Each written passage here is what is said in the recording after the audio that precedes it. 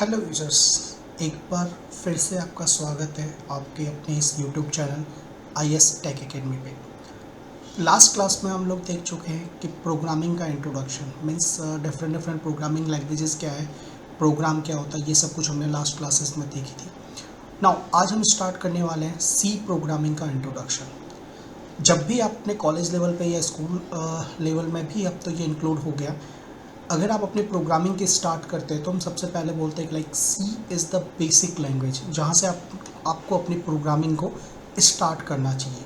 Basically ये आपके logic building के लिए काम आता है, जहाँ से आप अपने प्रोग्राम के लॉजिक्स को स्ट्रॉन्ग कर सकते हो। और रियल ये है कि अगर आपको एक बार सी प्लस प्लस प्रोग्रामिंग की नॉलेज आ जाती है, लाइक सी आपका बेसिक लॉजिकल पार्ट और आपका अगर जो सी प्लस प्लस है that is the object oriented part, अगर आप इन दोनों को स्ट्रॉन्ग कर लेते हो तो आप चाहे in future Java, Python, any programming language आप लर्न करिए, it will be very easy for you. सबसे ज़्यादा आसान हो जाएगा आपका इन बाकी की प्रोग्रामिंग लैंग्वेजेस को सीखना। सो हम स्टार्ट करते हैं अपने फर्स्ट कि लाइक सबसे पहले हम देखते हैं इंट्रोडक्शन ऑफ सी में कि लाइक इसकी हिस्ट्री क्या है, किसने इसको डेवलप किया है और हम क्यों सी प्रोग्रामिंग को आज भी यूज़ कर रहे हैं। ठीक है, सो सबसे पहला C is the procedure oriented structure oriented programming language. Means C में जो सिंटैक्स का पार्ट है कि लाइक सेमीकोलन लगाना, मैन फंक्शंस को यूज़ करना, फिर आपके अपने प्रोग्राम को डिफरेंट डिफरेंट पार्ट्स में डिवाइड कर देना, तो वो जो डिवाइड्स करके आप अपने प्रोग्राम को लिख रहे हो ना, that is called procedure oriented language. जब हम प्रोग्राम में आएंगे, हम एग्जांपल्स देखेंगे, तब आपका ये वर्ड और भी क्लियर हो जाएगा कि what is the exactly procedure oriented या स्ट्रक्चर ओरिएंटेड क्या है। दूसरा है it is developed by, means इसको जो डेवलप किया था ना, वो बेसिकली आपको जब सिस्टम लेवल की एप्लीकेशंस डेवलप करनी है जो डायरेक्टली आपके हार्डवेयर के साथ इंटरेक्शन कर सके। अगर आप गेमिंग कभी खेलते हो तो जो गेमिंग के सॉफ्टवेयर्स होता है जो डायरेक्टली हार्डवेयर इंटरेक्शन के लिए काम आता है, या कुछ एप्लीकेशन जो सिस्टम अगर कर्नल से रिलेटेड होती है, बेसिकली ये सारे जो टर्म्स हैं ये टेक्निकल टर्म्स है, drivers and kernel. So basic आप ये मान के चलिए कि जो आपके सिस्टम के लिए रिक्वायरमेंट सॉफ्टवेयर्स होते हैं वो सारे अगर आपको डेवलप करना है तो आपको बेसिकली सी लैंग्वेज की रिक्वायरमेंट होती है। It is a middle level language. हमने लास्ट क्लास में भी बात की थी कि ना तो ये हाई लेवल लैंग्वेज है ना ये लो लैंग्वेज है, it is the middle level language. C is considered as a middle level because it supports the feature of both low level and high level, इसलिए हम इसको मिडिल लेवल लैंग्वेज बोलते हैं। C language program is converted into assembly code. Now अब हम इसको low level क्यों बोल रहे हैं, हाई लेवल क्या बोल रहे हैं, इसका ये रीज़न है कि लाइक ये असेंबली कोड के लिए तो ये लो लेवल पे भी सपोर्टेड है और ये क्या है, मशीन इंडिपेंडेंट भी है, इसलिए हम इसको हाई लेवल लैंग्वेज का फीचर्स भी बोलते हैं। सो बेसिकली जब आप कभी भी सी की बात आएगी तो it is the middle level language जो लो लेवल और हाई लेवल दोनों के फ्यूचर्स को सपोर्ट करता है।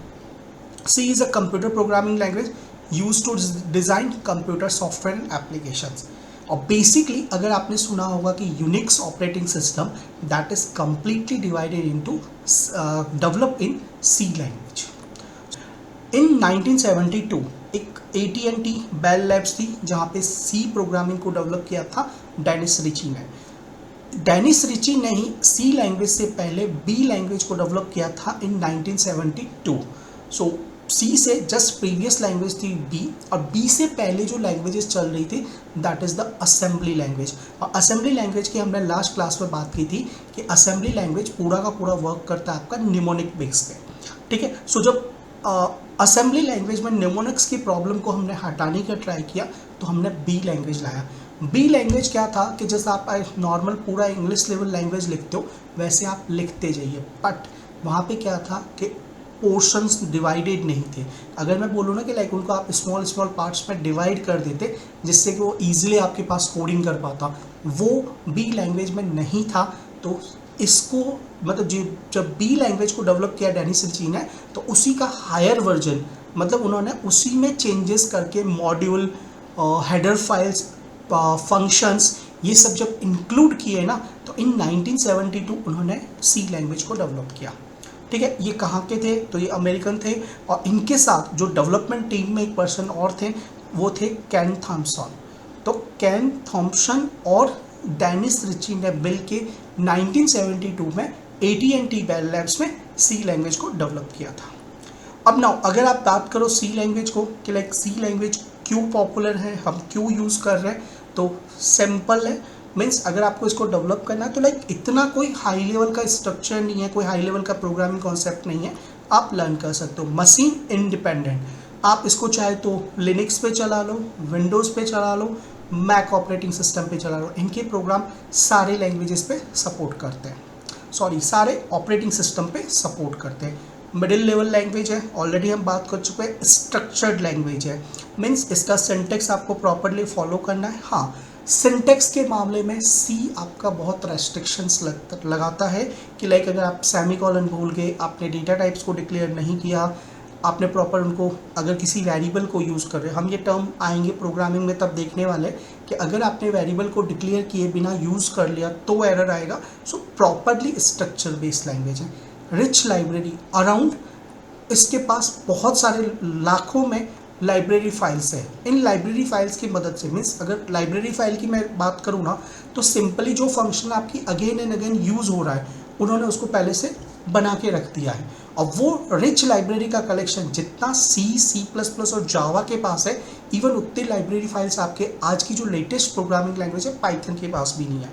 सो अगर आप रिच लाइब्रेरी की बात करते हो तो C++ अभी भी बहुत ज़्यादा स्ट्रॉन्ग लेवल पे है। स्पीड, क्योंकि हमने कल देखा था कि इसका कंपाइलेशन, मतलब अगर सी प्रोग्रामिंग की बात करूँ तो इसका थोड़ा कंपाइलेशन स्लो है, बट इसका execution any other programming language से सबसे हाई है, इसीलिए ये मोस्ट डिमांडिंग है। जैसे अगर प्रीवियस स्लाइड में देखा है कि 1972 में डेवलप हुआ, अभी 2026 है, ऑलमोस्ट 54-55 ईयर्स हो चुके हैं, बट स्टिल अगर एक प्रोग्रामिंग डिमांड में है कि लाइक उसको सब यूज़ कर रहे हैं तो कुछ तो फ्यूचर होगा। तो सबसे बड़ा फ्यूचर है एजुकेशन।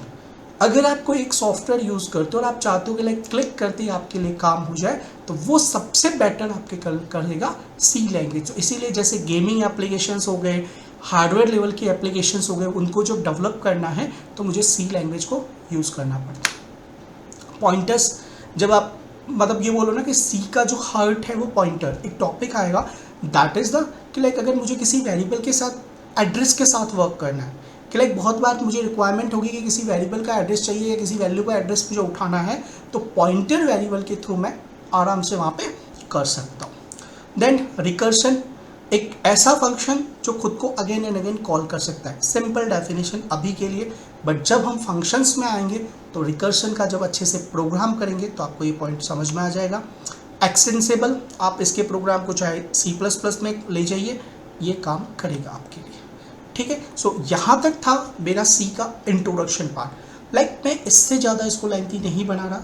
अभी के लिए जो आपकी सबसे बेटर रिक्वायरमेंट थी कि लाइक सी का बेसिक होता क्या है, क्यों यूज़ करते हो, क्यों डिमांड में है, सो वो मैंने फंक्शनलिटी कवर कर ली।